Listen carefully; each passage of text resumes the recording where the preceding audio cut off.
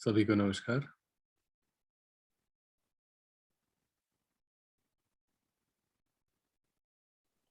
आशा है आपकी अभ्यास अच्छी रही। अ, सबसे रिक्वेस्ट है कि अपना वीडियो ऑन कर लें एक बार। आपका चेहरा देखना चाहूँगा मैं।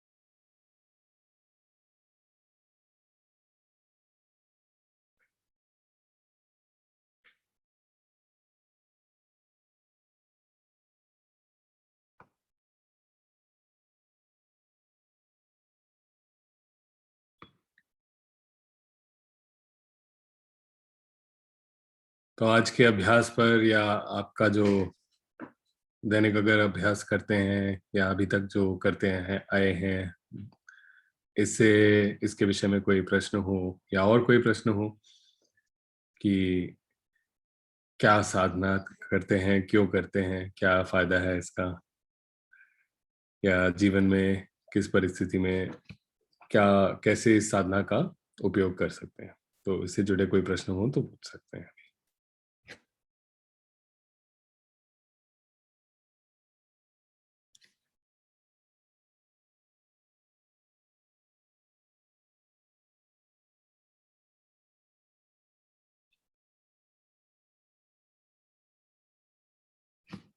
आज कुछ लोग तो मेरे ख्याल से नए हैं जो पहली बार ये साधना कर रहे हैं, तो एक बार पूछना चाहूंगा आपका अनुभव कैसा रहा, आपको साधना की विधि समझ में आई, कर पाए आप?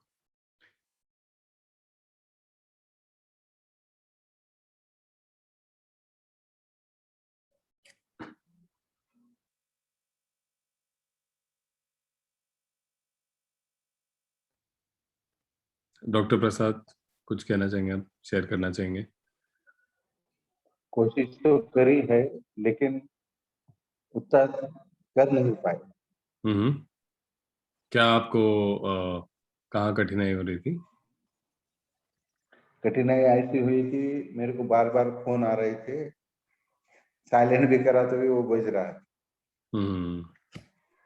हाँ, ये फोन तो ऐसी चीज है जो कि हमारे ध्यान से ऐसा जुड़ा हुआ है ना कि कभी लोगों को तो फोन नहीं बजता है तब भी उसकी घंटी सुनाई देती है या वाइब्रेशन सुनाई देता है। जो जैसे मैं बता रहा था कि मन आपका ध्यान किसी भी चीज पर अगर जाता है तो आपके मन में तनाव खिंचाव उत्पन्न होता है। ये फोन के केस में हमेशा अगर आप धीरे धीरे अपनी जागृति बढ़ाएंगे तो आप देख पाएंगे कि फोन पे कभी भी कुछ अलर्ट आता है, नोटिफिकेशन आता है, तुरंत आपके मन में कस जाता है। तो ये एक तृष्णा का लक्षण है। तृष्णा जो भगवान बुद्ध चार आर्य सत्यों में बताते हैं कि दुख का जो आधार है वो तृष्णा है। तो तृष्णा जो है वो क्या करती है कि हमारे जीवन में, हमारे वातावरण में जो भी अलग अलग सिग्नल्स होते हैं, जो इनपुट्स आते हैं हमारी तरफ, जो स्टिमुलाई आते हैं, तो उसमें देखते रहता है कि क्या मेरे लिए जरूरी है, नहीं है। और जो लगता है जरूरी है, जिसकी वेदना हमारे अंदर ज्यादा उत्पन्न होती है, कोई भी जैसे हमारे आसपास, हमारे वातावरण में जो अलग प्रकाश है या ध्वनि है या कोई जो शारीरिक स्पर्श जिससे हो सकता है, हवा है या फिर कोई स्वाद है, कोई सुगंध है, तो ये चीजें जैसे ही हमारे उस इंद्री पर आती हैं, नाक, कान या आंख पर, और साथ में उसको समझने की क्षमता जब जागती है, जिसे विज्ञान कहते हैं, तो सुनने की का विज्ञान, देखने का विज्ञान, सूंघने का विज्ञान। तो विज्ञान वो क्षमता है जो कि अलग अलग जो आने वाले जो स्टिमुलाई हैं आपके वातावरण में, जो अलग अलग चीजें हैं, उनमें अंतर कर पाती है कि ये क्या चीज है, वो क्या चीज है, उसको एक नाम दे पाती है आगे जाकर, जो कि संज्ञा कहते हैं जिसे। तो ये तीनों जब साथ में आते हैं तो उसके हिसाब से एक हमारे मन में एक वेदना उत्पन्न होती है, जो कि सुखद हो सकती है, दुखद हो सकती है, या ना सुखद या ना दुखद। और उस वेदना के अनुसार, जितनी जोर की वेदना है, अगर हम बहुत ही अच्छी चीज हमारे आसपास है वातावरण में, या फिर बहुत बुरी चीज है, कोई बड़ा खतरा है, तो हमारे मन में तृष्णा उत्पन्न होती है कि अब क्या। तृष्णा का काम क्या होता है कि हमारे ध्यान को उस स्पर्श पर, या उस स्पर्श से निकली हुई वेदना और उस स्पर्श से जुड़ा हुआ जो बाहरी रूप है, उस पर हमारे ध्यान को वो कस देती है कि ये जरूरी है, क्योंकि इससे बहुत या तो सुख की वेदना निकली है या दुख की वेदना निकली है, तो इसको आप देखो, इसकी जांच करो, समझो कि ये क्या है। तो यही चीज होती है धीरे धीरे हमारे जो जो फोन है, फोन से जो हमें इंफॉर्मेशन मिलता है, तो जब भी इंफॉर्मेशन कोई मिलता है हमें, तो हम बहुत खुश हो जाते हैं, क्योंकि हमें लगता है कि हम जीवन के साथ पेश आने में ज्यादा कुशलता मिल रही है, हमें, हमारे पास ज्यादा इंफॉर्मेशन है, ज्यादा ज्ञान है, तो अब हम ज्यादा आसानी से जीवन का रास्ता तय कर पाए। तो ये एक सुख का, इनफैक्ट देखा गया है कि फोन के जब नोटिफिकेशन वगैरह आते हैं, लोगों के मन में एक डोपामीन प्रोड्यूस हो जाता है कि एक खुशी का एक जो इंडिकेटर होता है, प्लेजर इंडिकेटर होता है, तो इसलिए तुरंत आपका ध्यान वहां पे आकर्षित हो जाता है। तो ये यही चीज है जो 6 कदमों का हम प्रयोग करते हैं। तो ये जो एक जो रिलैक्स स्टेप है, ये बहुत ही जरूरी स्टेप है। इसकी ज्यादा चर्चा होती नहीं है, ये थोड़ा मतलब छूट गया है ज्यादातर जो मॉडर्न मेडिटेटिव प्रैक्टिसेस हैं। लेकिन तृष्णा की समझ और तृष्णा को के साथ मतलब पेश आने के लिए जो सही व्यायाम है, 6 कदमों का जो प्रयोग है, जिसमें एक जरूरी अंश जो है वो है आपका रिलैक्स टाइम। तो वो जरूरी है। जैसे आपका मन में जो तनाव खिंचाव होता है ना, तो फिर उसका आप वो क्या करता है, एक तो आपके ध्यान को उस चीज से आकर्षित कर देता है, और आपको आपके लिए वो जो घटना है उसको निजी बना देता है, ताकि जब जैसे ही कोई चीज निजी बना लेते हैं हम, तो तुरंत उस पर आगे प्रक्रिया करते हैं। तो ये इंटरनल मैकेनिज्म है कि हमारे वातावरण में कोई भी ऐसी चीज है, कहाँ किस चीज पर ध्यान जोड़े, और उसको जैसे ही हम निजी बना ले तो उस पर ज्यादा हम रिएक्शन दे पाएंगे। तो बस यही हो रहा है आपके साथ। फोन को आप ऐसे साइलेंट रखिए जिसमें मतलब बिना वाइब्रेशन और बिना साउंड के, उसके बिना अभी आपकी उतनी कुशलता बढ़ी नहीं है। जैसे आपकी कुशलता बढ़ेगी तो आपके वातावरण में कुछ भी शोर हो, कुछ भी चीजें हो रही हों, तब भी आप आराम से अपने साधना के आलंबन के साथ जुड़े रह सकते हैं, और बिना मतलब ये नहीं है कि आपको वो चीजें पता नहीं चल रही हैं जो हो रही हैं, लेकिन आपका मन धीरे धीरे उसकी तरफ आकर्षित होकर उसको निजी बनाने की जगह अपने साधना के आलंबन के साथ धीरे धीरे टिकने लगता है। तो ये जब टिकने लगता है, तो यही वो जो मैं क्षमता बता रहा था आरंभ में, तो क्षमता का आराम है। हम अलग अलग जो 8 ध्यान समाधियां होती हैं, ये ऐसे मन के स्थितियां होती हैं जिसमें मन बिल्कुल स्थिर होता है और हल्का होता है और बिल्कुल खुला हुआ होता है। मतलब ऐसा होता है कि ज्ञान प्राप्ति के लिए बिल्कुल तैयार रहता है, और बहुत आराम से आपका ध्यान आपके साधना के आलंबन से जुड़ा रहता है। तो बाकी स्पर्श होते हैं, तो आपको पता लगता है कि ये स्पर्श हो रहा है, लेकिन आपका ध्यान उसके पीछे भागता नहीं, क्योंकि आपका मन शांत हो गया, स्थिर हो गया। तो यही है शमत विपश्यना में, ये जरूरी है। लेकिन अभी शुरुआती आपकी जो आपका जो अभ्यास है, तो इसमें ऐसी कोशिश करिए कि आपके वातावरण में बहुत ज्यादा स्पर्श ना निकले, बहुत ज्यादा आपके डिस्ट्रैक्शंस ना बने, वरना फिर आपका मन वहीं जाते रहेगा। और क्या होता है कि इसके साथ जैसे ही आपका मन भटकता है, तो साथ में पिछले सत्र में भी हमने बात करी थी नीवरणों की। नीवरण होते हैं 5 तरीके के: लोभ, घृणा, आलस्य, बेचैनी और संशय। ग्रीड, हेट्रेड, लेजीनेस या स्लॉथ बोल सकते हैं, रेस्टलेसनेस और डाउट। तो क्या होता है कि अगर आप सही 6 कदम नहीं प्रयोग करेंगे, तो अगला आपका जो निवारण है या हिंड्रेंस है या बाधा है, वो घृणा के रूप में आएगा कि ये फोन बार बार क्यों बज रहा है। मतलब तुरंत आपको नाराजगी हुई होगी कि मैं साधना करने बैठा हूँ और ये फोन बज रहा है, पता नहीं कौन फोन कर रहा है। उस बेचारे जिसने फोन किया होगा उसको भी शायद डांट पड़ गई होगी। तो इसलिए एटलीस्ट आरंभ में मैं ये आपको रेकमेंड करूंगा कि ऐसे वातावरण में करें जहां बहुत ज्यादा आपका मन किसी चीज पर ज्यादा भटके ना। बाद ठीक में है, आपकी ठीक कुशलता बढ़ती है, तो आप किसी भी वातावरण में, किसी भी परिस्थिति में आपके मन है। की जागृत रहेगी, तो आप अपने मन को स्थिर और केंद्रित रख सकते हैं। ठीक।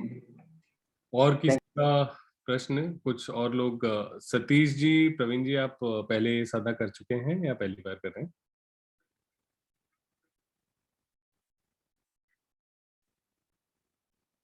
एक बार अनम्यूट करके बताइए, आपको मैं सुन नहीं पा रहा।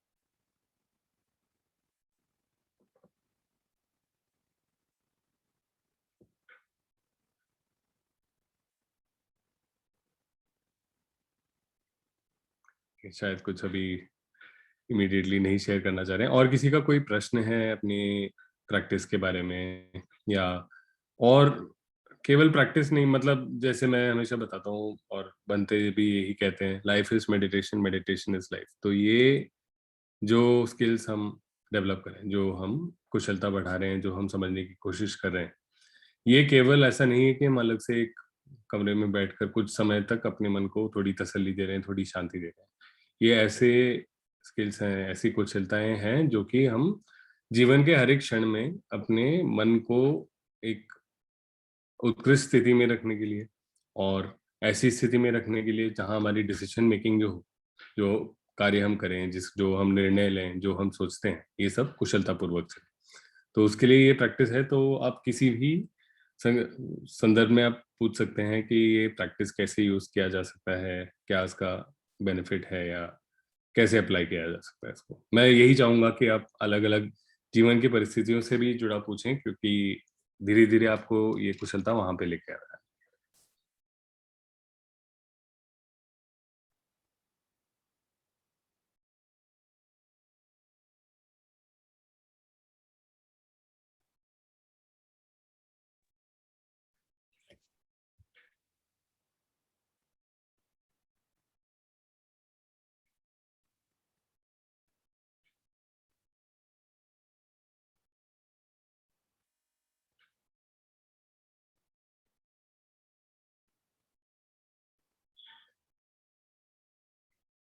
किसी का कोई प्रश्न नहीं है? चलिए ठीक है, मैं एक सूत्र को एक आज इसकी चर्चा करते हैं। तो मध्यम निकाय का 13वां सूत्र है, मिडिल लेंथ डिस्कोर्सेस जो है, इसे महादुख खंड सूत्र कहते हैं। यानी खंड का अर्थ है एक हीप या एक एग्रीगेट, जिसे अंग्रेजी में कहते हैं, और हिंदी में इसको कह सकते हैं एक कलेक्शन की तरह आप सोच सकते हैं। जो जैसे ढेर भी बोल सकते हैं, जैसे एक मिट्टी का ढेर होता है तो उसको एक खंड कह सकते हैं। तो एक एग्रीगेट हो सकता है, तो उसमें वो उसके अलग अलग आप अंश नहीं ढूंढेंगे, आप उसको एक पूरे कलेक्शन की तरह आप ट्रीट करेंगे। तो महादुख खंड सूत्र जो है, इसके बारे में थोड़ी संक्षेप में चर्चा करेंगे। तो ये उस टाइम का की बात है जब भगवान बुद्ध श्रावस्ती में अनाथ पिंडिक के आश्रम में रह रहे थे। तो आश्रम में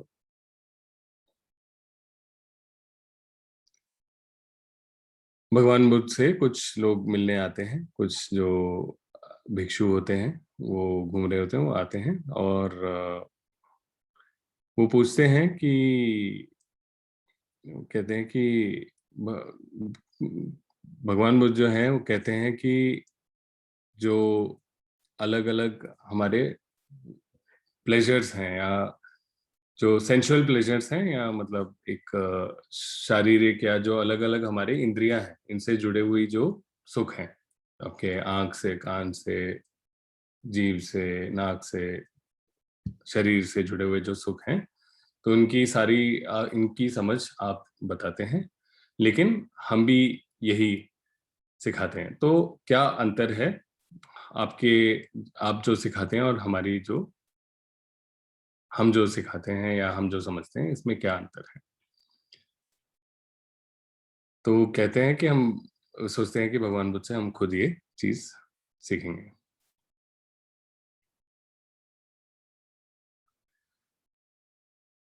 तो भगवान बुद्ध बोलते हैं कि ये 3 चीजें मैं सिखाता हूँ, जो कि 3 तरीके से मैं समझाता हूँ, जो ये जो सुख हैं, जो अलग अलग इंद्रियों से जुड़े हुए हैं, जिससे आप अच्छी तरह समझ सकते हैं, इनकी समझ पा सकते हैं और इनके आगे भी निकल सकते हैं। तो 3 जो चीजें वो सिखाते हैं कि इसमें क्या, ये जो अलग अलग इंद्रियों से जुड़े हुए सुख हैं, इसमें क्या हमें सुख प्राप्त होता है जिसलिए हम इनके पीछे जाते हैं, क्या इनमें खतरा है, और इस खतरे से बचने का क्या तरीका है।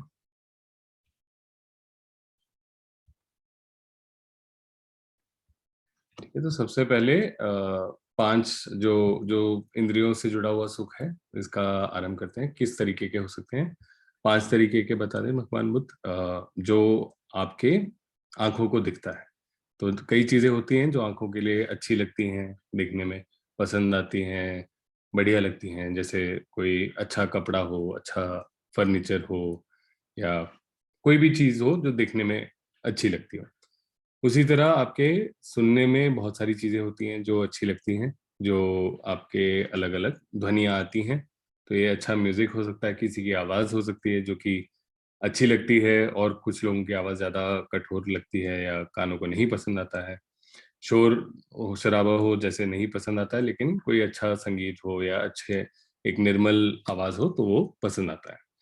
वैसे ही सुगंध होते हैं जो पसंद आते हैं, और स्वाद होते हैं जो कि पसंद आते हैं, और शारीरिक स्पर्श होते हैं जो कि पसंद आते हैं। तो ये सारी जो है जो हमारे इंद्रियों से जुड़े हुए सुख की बात है। तो इनमें, इन सुख के पीछे अगर हम जाएं तो क्या खतरा हो सकता है? तो इसमें भगवान बुद्ध बताते हैं अलग अलग चीजें, कि कुछ लोगों का उदाहरण देकर बताते हैं। एक तो ये कहते हैं कि इन सुख के पीछे जब हम जाते हैं, उस प्रक्रिया में, उस प्रयत्न में, उस एफर्ट में, जो भी प्रोसेस है, हम किसी भी एक सुखद चीज के पीछे अगर हम भागें, तो अलग अलग हमारे वातावरण में अलग अलग खतरे हो सकते हैं जो कि उस प्रक्रिया के दौरान हमें अ, इनका खतरा हो सकता है। कि सर्दी है, धूप है, बीमारियां हैं, अलग अलग मतलब भूख है, प्यास है, अलग अलग चीजें हैं जो कि हम इन इंद्रियों से जुड़े हुए सुख के पीछे जब हम भागते हैं तो ये हमें इनका खतरा हो सकता है। इसके बाद अगला जो खतरा बताते हैं कि अगर हम मेहनत करें, उस समय हम जो खतरे हैं उससे भी हम बच जाएं, और करते हैं, अगर उसके अंत में हमें वो सुख ना मिले तो हम बिल्कुल दुखी हो जाते हैं कि हमने इतनी मेहनत करी, इस इंद्रियों वाले सुख के पीछे हमने बहुत सारे प्रयत्न किए, बहुत सारी प्रक्रियाएं करी, लेकिन हमें ये नहीं मिला, तो मेरी मेहनत बेकार गई, मेरे प्रयत्न बेकार गए, ये सोचकर दुखी हो सकता है इंसान। ये दूसरे तरीके का खतरा है। पहला खतरा है कि जो हम उसके पीछे हम जब भाग रहे हैं, जो प्रयत्न कर रहे हैं, उसमें उसके दौरान कुछ वातावरण में हमें खतरा हो सकता है। दूसरा है अगर हम मेहनत करें और वो चीज़ ना मिले तो उसमें खतरा है कि हम दुखी हो जाएंगे, अपने प्रयत्न के सफल ना होने पर हम बिल्कुल हमारा दिल टूट जाएगा। तीसरे तरीके का जो खतरा है वो इस तरीके का खतरा है कि अगर हमने मेहनत करी और वो इंद्रियों का सुख हमें प्राप्त हुआ, तो उसे बरकरार रखने या उसे बचाने को लेकर हम परेशान होते हैं कि कैसा, क्या हम कर सकते हैं। अभी ये मुझे सुख प्राप्त हो गया, ये जो मुझे कपड़ा अच्छा लग रहा था वो मुझे मिल गया, या फिर ये अच्छा संगीत था, इसकी मुझे सीडी मिल गई, या जो भी चीज़ है मैं अगर प्राप्त हो गई, तो उसको उसके बचाव में या हमेशा उस चीज़ को अपने पास रखने के लिए हम बेचैन हो जाते हैं कि कैसे क्या करूं मैं जिससे कोई और ये चीज़ ले ना जाए, या ये किसी वातावरण की चीज से ये नष्ट ना हो जाए, या कोई मतलब मेरे ही अपने जो हैं वो मुझसे ये चीज ना छीन ले। तो इसके लिए हम उस वस्तु की बचाव के लिए हम उसके पीछे हमेशा उसका उसकी रक्षा में लग जाते हैं, और कोई अगर ले जाए तो रक्षा करते समय भी हम चिंता को ले, हमारा मन चिंतित रहता है और हम उससे परेशान रहते हैं, और कोई अगर ले जाए तो अलग हमें दुख होता है कि जो मेरा था वो अब मेरा नहीं रहा। तो ये भी एक इंद्रियों से जुड़े सुख का एक खतरा है, क्योंकि ये जो सुख है ये बाहरी अलग अलग चीजों के ऊपर निर्भर है कि वो, जैसे हम बात करते हैं संस्कार की बात करते हैं ना, संस्कार जो है ऐसी चीज है जो कि अन्य चीजों पर आधारित है, अन्य चीजों के साथ आने पर और वातावरण के सही होने के वजह से वो चीजें मौजूद होती हैं। वो वातावरण अगर बदल जाता है तो वो चीज मौजूद नहीं रही। जैसे कोई पौधा है, तो बीज से जब वो पौधा बना तो उसे सही धूप मिली, सही पानी मिला, सही उसको खाद मिला, मिट्टी भी ठीक ठाक थी, तो ये सब चीजें थी, सही समय पर वो पॉलिनेट हुआ तो उसमें फल निकलने लगे। तो ये लेकिन इन सब कंडीशंस के ऊपर आधारित था। तो कोई भी संस्कार जो होता है अन्य वातावरण के चीजों के ऊपर निर्भर होता है। अगर उसमें धूप ना लगे इस पौधे में, या उसको पानी ना मिले, या मिट्टी में कोई बीमारी लग जाए, या बाकी मिट्टी में फंगस लग सकता है, या बाकी उसके पेड़ के जो पत्ते वगैरह हैं उसमें अलग अलग बीमारियां लग सकते हैं, कीड़े आ सकते हैं, कुछ भी हो सकता है। जब वातावरण बदल जाए, जब जो चीजें जिनके आधार पर वो संस्कृत है वो चीज, अगर वो बदल जाए तो वो चीज भी बदल जाएगी।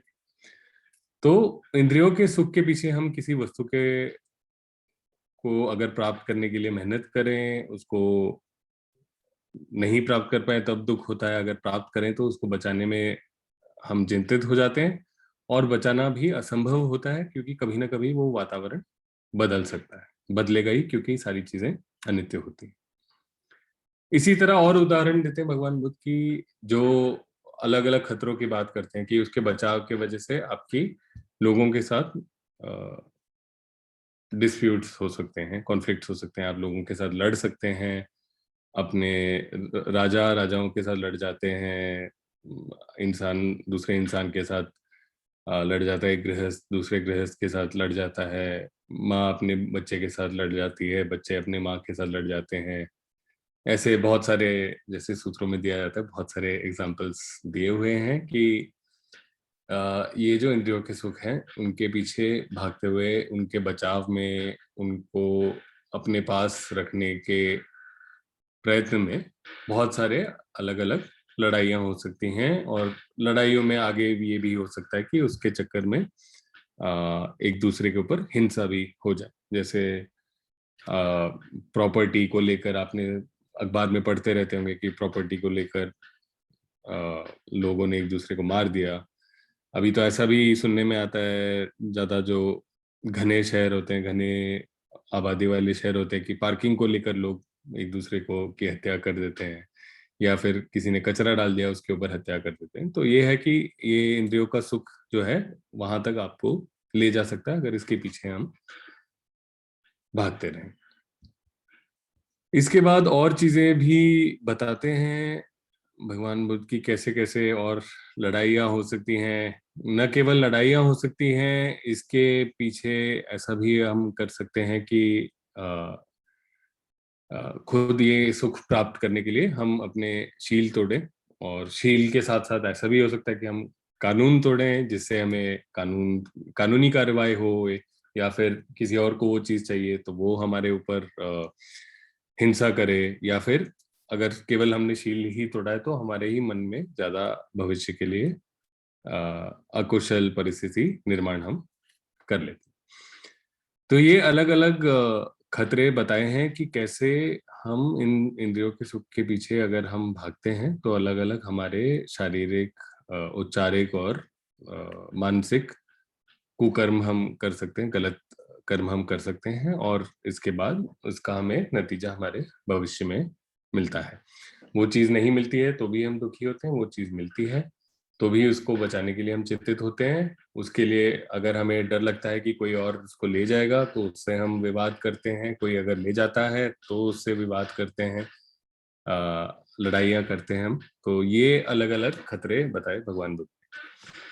और फिर आखिर में, तो पहले उन्होंने बताया कि इसमें क्या, तीन चीजें बताई कि क्या सुख हो सकता है। तो इंद्रियों के सुख में वही बताया कि जैसे कोई अच्छा रूप हमें दिखे तो अच्छा लगता है, कोई अच्छी ध्वनि हमें सुनाई देती है तो अच्छा लगता है, उसके पीछे हम जाते हैं। तो ये इंद्रियों का सुख है, इससे हम सभी परिचित हैं। जो इंद्रियों के सुख के पीछे भागने का जो खतरा है, ये भी हम सब परिचित हैं, लेकिन हम कई बार इसके बारे में सोचते नहीं, या ये नहीं सोचते कि क्या है वो कुशलता जिससे इन खतरों से हम बच सकें, या फिर क्या है वो वजह जो कि हम बार बार उन्हीं खतरों में हम पड़ रहे हैं। कि कभी किसी दोस्त के साथ हमारा बचपन में किसी खिलौने को लेकर लड़ाई हो रही थी, अभी किसी से प्रॉपर्टी को लेकर हो रही है, कहीं प्रमोशन को लेकर हो रही है। क्या वो आदतें हैं जो बार बार हम रिपीट कर रहे हैं, जो क्या वो हमारे सोचने के तरीके हैं जिसके हिसाब से हम कर्म करे जा रहे हैं, जो कि हमें वही नतीजे, वही खतरे मिलते जा रहे हैं। तो तीसरी चीज जो है इससे जो बचने का तरीका है, तो जो कि इससे बचने का जो तरीका है वो है अपने मन की कुशलता बढ़ाना, और ये समझना कि इंद्रियों के सुख के पीछे भागने का कोई एक नित्य सुख उसमें नहीं प्राप्त हो सकता, क्योंकि ये इंद्रियों का सुख है जो जो है वो अनित्य है, वो बदलते रहेगा। और इसको हम अपने जीवन का केंद्र बनाकर इसके पीछे हम अगर भागते रहें तो हमें कभी सुख की प्राप्ति नहीं होगी। तो इसके लिए जो तरीका है वही वो भगवान बुद्ध यही बताते हैं कि ये जो तरीका है इससे बचने का ये है कि जो तृष्णा उत्पन्न होती है इंद्रियों के सुख के पीछे, जो हमें आकर्षित करती है, इसे निजी बनाती है, कि आपके अंदर एक पर्सनल मोटिवेशन लेकर आती है कि इसके पीछे मुझे भागना है। तो तृष्णा ही ये सब चीजों को इन सब चीजों का आधार है। तो किसी भी परिस्थिति में कोई भी जो स्पर्श होता है हमारे इंद्रियों का बाहरी रूप के साथ और जो हमारे विज्ञान के साथ जो स्पर्श उत्पन्न होता है, तो उसमें जो तृष्णा है उसको हटाकर अगर हम उस परिस्थिति में ऐसा काम करें जो सबके लिए लाभदायक हो, जो उचित हो, जो उस परिस्थिति में अपने लिए ही नहीं कि आपके वातावरण में जो लोग हैं या फिर पूरे संसार में जो लोग, सबके लिए सबसे ज्यादा फायदेमंद जो कार्य हो वो कार्य हम करें, तो इसी में हमारा इन खतरों से छुटकारा है, इन खतरों से बचने का तरीका है। अर्थात ये जो 6 कदम हमने अपने साधना में जो प्रयोग करते हैं, तो जब भी हमारा मन किसी चीज पर बिल्कुल एक निजी रूप से आकर्षित होता है, हमारे मन में तृष्णा का निर्माण होता है, तो 6 कदमों का अगर हम प्रयोग करें और फिर उचित कर्म करें, तो इंद्रियों के सुख से जुड़े या फिर अलग रूपों से जुड़े जो या वेदनाओं से जुड़े हुए जो हमारे खतरे हैं, उस खतरे से हम मुक्त हो सकते हैं।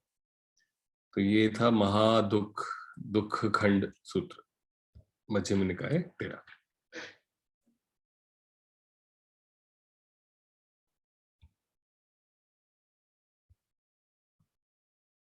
कोई प्रश्न हो तो पूछ सकते हैं।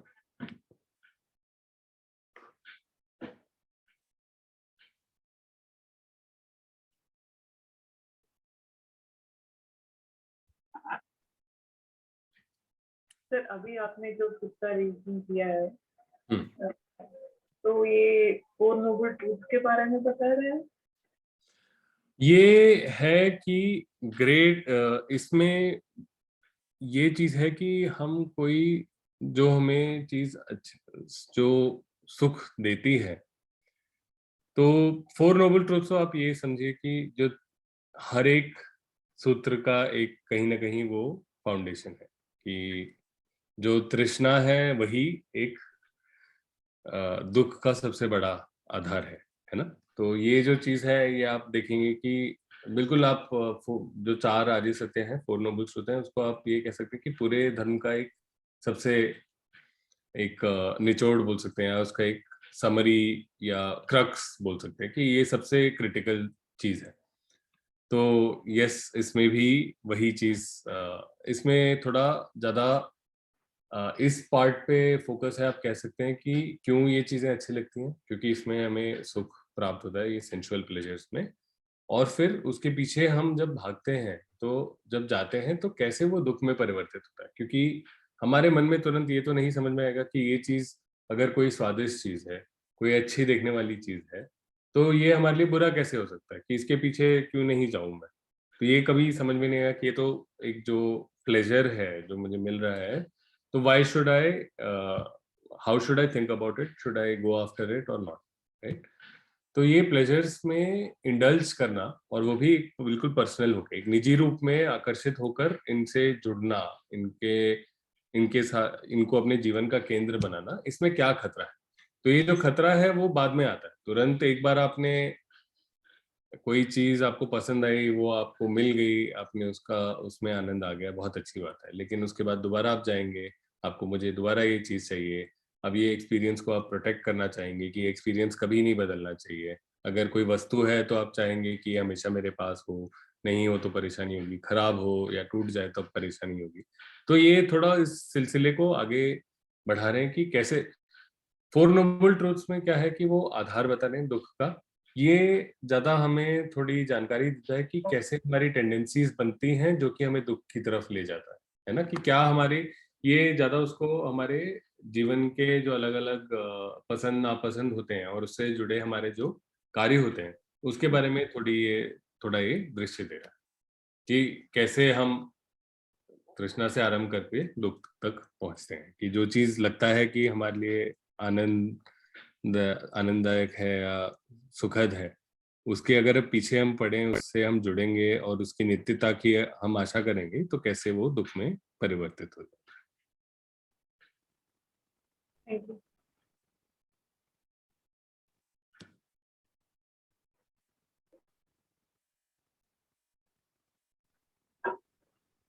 एक प्रश्न आया है चैट पर, कई बार ऐसा होता है कि कुछ चीजें गलत हैं, ये करना नहीं है, यह जानकर भी वह गलतियां हमसे हो जाती हैं, यह स्वभाव कैसे बदले? तो ये एक प्रश्न है। तो सबसे पहले चीजों को एक गलत सही आप इस तरीके से सोचेंगे तो क्या होगा कि हमेशा आपको लगेगा कि ये बहुत बड़ी, मतलब ऐसा एक हमेशा के लिए मेरे ऊपर एक कलंक पड़ गया है। आप ये सोचिए कि कैसे हर परिस्थिति में कुशलता से काम किया जा सकता है। तो ये जो आप कर रहे हैं कि कुछ चीज जो गलत है और ये नहीं करना है, ये भी आपको पता है, लेकिन आप ये कर जाते हैं। तो ये जो है, ये आपने बिल्कुल जो प्रतीत्य समुत्पाद या डिपेंडेंट ओरिजिनेशन जो है, तो इसकी आपने बात छेड़ी है कि कैसे वो बढ़ता है। तो आपने पहले के सत्र अगर अटेंड किए हो तो इसकी चर्चा करी है, लेकिन मैं थोड़ा संक्षेप में बताता हूँ। तो हमने आरंभ किया कि एक स्पर्श होता है, जैसे कोई चीज हमें नहीं करनी चाहिए, तो वो कैसे हम करते हैं। तो कोई एक एग्जाम्पल लेते हैं, जैसे कुछ मैंने कोई चीज चोरी कर ली, कि एक कोई चीज जो है, ऐसी चीज ले ली जो मुझे नहीं लेनी चाहिए थी। सपोज कि कहीं पे कुछ मिठाई रखी हुई थी बढ़िया, मेरे पास जेब में पैसे नहीं थे, लेकिन मैंने ले लिया उसको और खा लिया। तो ये हमें तो कैसे ये आरंभ होता है? सबसे पहले स्पर्श होता है। स्पर्श में क्या होता है कि हमारी जो इंद्रियां हैं, बाहर का कोई रूप, और हमारी चीजों को समझने की जो क्षमता होती है, जो विज्ञान कहते हैं।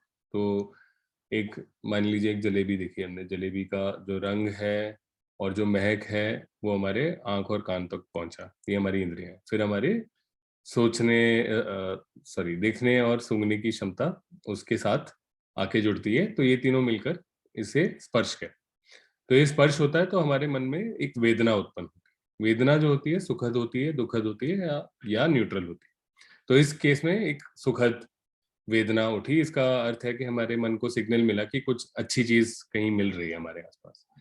तो अगला जो कार्य होता है वो हमारे मन में तृष्णा जागती है। तृष्णा जो जागती है, वो अपने ध्यान को इस वेदना की तरह के जो सूत्र है, इसका जो मूल है, उसकी तरफ आकर्षित करती है। तो जैसे हमने जलेबी देखी, तो हमारा मन उस पर, हमारा ध्यान जो है उस पर केंद्रित हो जाता है। आप कुछ और काम कर रहे थे, किसी से बात कर रहे थे या फिर कुछ और कर रहे थे, और आपका मन बिल्कुल उस जलेबी पर जाकर केंद्रित हो गया। कि और तृष्णा जो कहता है कि ये मुझे पसंद है या नहीं पसंद। तो तृष्णा कहता है कि ये चीज है जो मुझे पसंद है, यहाँ पे मैंने अपना ध्यान लिया। फिर अगला जो कदम होता है वो उपादान होता है। तो उपादान में इससे आपको आपके और सोच और आपके जो दुनिया के जो अलग अलग कल्पनाएं होती हैं, दुनिया के बारे में सोचने के जो तरीके हैं, वो जाग जाते हैं। तो आप ये सोचते हो कि जलेबी खा के तो हमेशा मुझे मजा आया है, ये तो खा लेनी चाहिए। फिर आपके मन में ये भी ख्याल आ रहा है कि लेकिन अभी पैसे नहीं है। लेकिन फिर आपके मन में ख्याल आ रहा है अगर इतनी जलेबियां हैं यहाँ, इसकी इतनी बिक्री हो गई, एक जलेबी मैंने ले ली तो उसका कोई नुकसान नहीं। इस तरीके से अलग अलग आपके जो दुनिया के बारे में सोचने के जो मॉडल्स होते हैं मन में, तो ये सारी चीजें चलने लगती हैं। तो इसे उपादान कहते हैं कि अलग अलग व्यूज जो होते हैं, ओपिनियंस होते हैं, दुनिया के मॉडल्स होते हैं, ये सारी चीजें जागने लगती हैं। उसके बाद जो अगला कदम होता है वो भव कहते हैं। ये आपके, तो अभी तक आप इंफॉर्मेशन प्रोसेस कर रहे थे, आपके एनवायरनमेंट में जो वातावरण में जो चीज थी, ये पहले आपने देखा कि किस चीज पर ध्यान देना है। फिर आप ये समझने लगे कि ये आपके जीवन में क्या महत्व है, इसका क्या किरदार है, नहीं है। तो ये सब अलग अलग मॉडल्स उसमें आप उसको समझने की कोशिश करें, उस परिस्थिति। फिर अगला जो होता है भव। भव जो होता है हमारे कर्म के आरंभ होने की प्रक्रिया आरंभ हो रही है कि क्या होता है कि हमने एक सिचुएशन समझ ली, एक्सटर्नल सिचुएशन क्या है, उसके हिसाब से हमारा मन सोचता है कि क्या एक्शन करना चाहिए। और ये जो एक्शन होते हैं ये हमारे अलग अलग जो हैबिट्स होते हैं, जो चीजें हम करते आए हैं, जिन चीजों की आदत होती है। तो आप जैसे कह रहे हैं कि बार बार वही गलती हम करते हैं। तो अगर आपकी आदत है कि बिना पूछे, बिना समझे, बिना खरीदे कोई चीज आप ले सकते हैं, अगर इस तरीके की आदत है, कुछ लोगों के मन में वो चीज आएगी। और अलग अलग परिस्थिति में उन्हीं लोगों के ऐसे गलत ख्याल उनके अलग परिस्थिति में आ सकते हैं।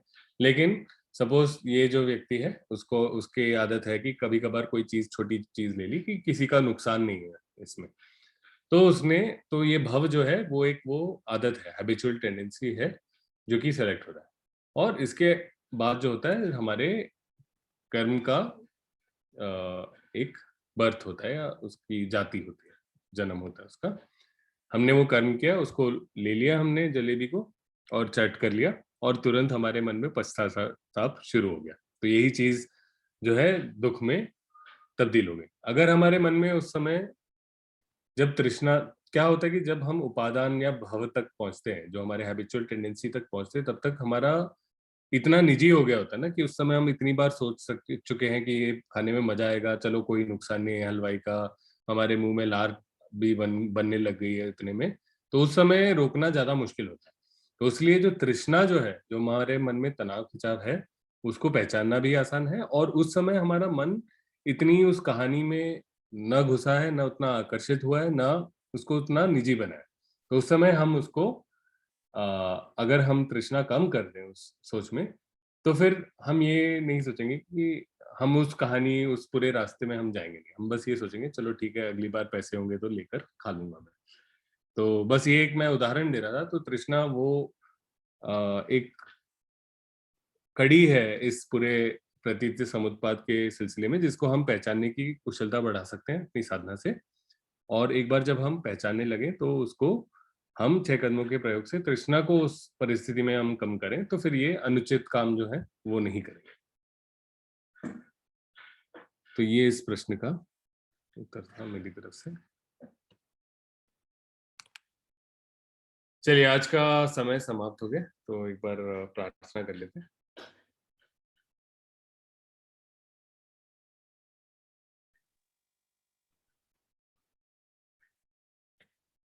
डॉक्टर साहब, आप लीड करेंगे।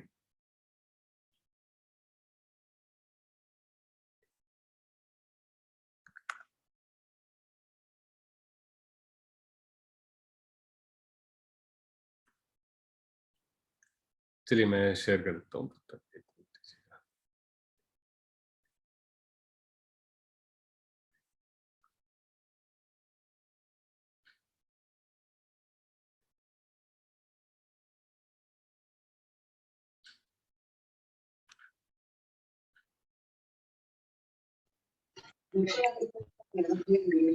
दुख मुक्त हो, दुखग्रस्त हो दुख मुक्त, भयग्रस्त हो भय मुक्त, शोकग्रस्त हो शोक मुक्त, हो सुखी सब प्राणी।